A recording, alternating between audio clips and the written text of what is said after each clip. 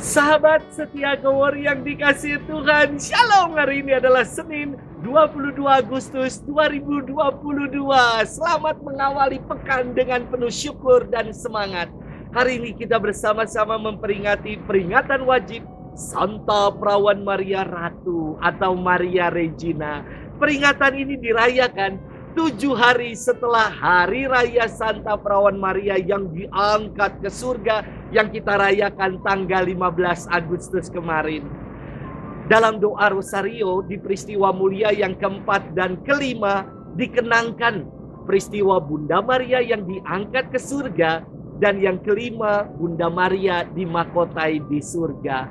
Inilah dia Ratu Surga. Peringatan hari ini memperjelas relasi yang mendalam antara Yesus dan Bunda Maria. Yesus sebagai putra Allah membuat Maria dihormati sebagai Bunda Allah. Ia yang telah naik ke surga mengangkat mamanya, bundanya dalam kemuliaan surga. Dan ia yang disebut sebagai Raja semesta alam, Raja damai, tentu menjadikan bundanya Bunda Maria sebagai Ratu damai dan Ratu surga. Gelar keratuan Bunda Maria yang kita rayakan hari ini bukanlah menunjuk pada gelar politis dalam kekuasaan kerajaan dunia. Keratuan Bunda Maria ditegaskan dalam Konsili Vatikan kedua yang menyatakan Bunda Maria telah ditinggikan oleh Tuhan sebagai Ratu alam semesta supaya secara lebih penuh menyerupai putranya. Dalam Lumen Gentium artikel 59. Maria adalah ratu karena ia tidak pernah ragu mengatakan ya untuk melakukan dan menunaikan kehendak Allah.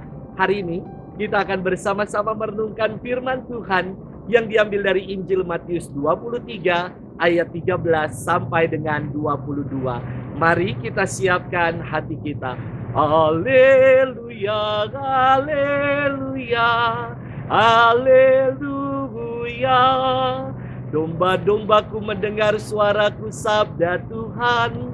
Aku mengenal mereka dan mereka mengenal aku. Haleluya, haleluya, haleluya. Tuhan bersamamu dan bersama rohmu. Inilah Injil suci menurut Matius, dimuliakanlah Tuhan. Pada suatu hari, Yesus berkata kepada ahli-ahli Taurat dan orang-orang Farisi, "Celakalah kalian, hai ahli-ahli Taurat dan orang-orang Farisi, hai kalian orang-orang munafik, karena kalian menutup pintu kerajaan surga di depan orang, sebab kalian sendiri tidak masuk dan kalian merintangi mereka yang berusaha masuk. Celakalah kalian, hai ahli-ahli Taurat dan orang-orang Farisi, hai kalian orang-orang munafik, sebab kalian menelan rumah janda-janda, sementara mengelabui indera orang dengan doa yang panjang-panjang. Sebab itu kalian pasti akan menerima hukuman yang lebih berat. Celakalah kalian, hai ahli-ahli Taurat dan orang-orang Farisi, hai kalian orang-orang munafik, sebab kalian mengarungi lautan dan menjelajah daratan untuk menobatkan satu orang saja menjadi penganut agamamu. Dan sesudah ia bertobat, kalian menjadikan dia orang neraka yang 2 kali lebih jahat daripada kalian sendiri. Celakalah kalian, hai pemimpin-pemimpin buta, yang berkata bila bersumpah demi bait suci, sumpah itu tidak sah. Tetapi bersumpah demi emas bait suci, sumpah itu mengikat. Hai kalian orang-orang bodoh dan orang-orang buta, manakah yang lebih penting, emas atau bait suci yang menguduskan emas itu? Dan kalian berkata bila bersumpah demi mezbah, sumpah itu tidak sah. Tetapi bersumpah demi persembahan yang ada di atasnya, sumpah itu mengikat. Hai kalian orang-orang buta, manakah yang lebih penting, persembahan atau mezbah yang menguduskan persembahan itu? Karena itu, barang siapa bersumpah demi mezbah, ia bersumpah demi mezbah dan juga demi segala sesuatu yang terletak di atasnya. Dan barang siapa bersumpah demi bait suci, ia bersumpah demi bait suci dan juga demi dia yang diam di situ. Dan barang siapa bersumpah demi surga, ia bersumpah demi tata Allah dan juga demi Dia yang bersemayam di atasnya. Demikianlah sabda Tuhan. Terpujilah Kristus.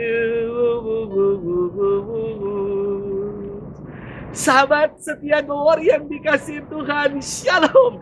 Beberapa waktu ini lagi viral dan lagi ngetop yang namanya pesulap merah. Saya senang sekali dengan quotes pesulap merah yang mengatakan, jadilah lebih pintar dari orang pintar. Jadilah orang yang lebih natural dari para ahli supranatural. Dan jadilah lebih normal dari paranormal.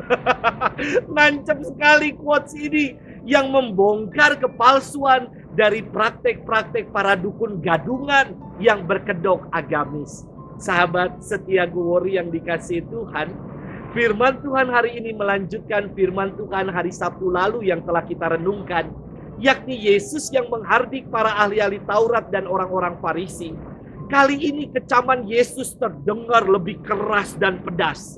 Ia bersabda, celakalah kalian, hai ahli-ahli Taurat dan orang-orang Farisi, hai kalian orang-orang munafik.